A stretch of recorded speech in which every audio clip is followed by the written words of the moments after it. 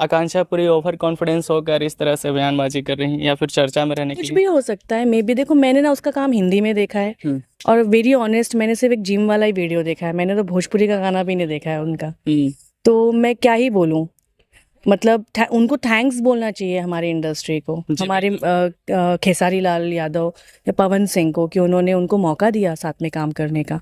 बिल्कुल। और लेकिन उनके साथ काम कर लेने का मतलब ये नहीं है कि वो रानी चैटर्जी या फिर काजल राघवानी के लेवल पे चले जाएंगे। हमने 400 फिल्में करी हैं भाई, उसके बाद हम इस लेवल पे हैं। जी। आप 2 गाना करके आप कंपेयर कर ही नहीं सकते हैं हमसे। जी। और सारी बात की एक बात, जी।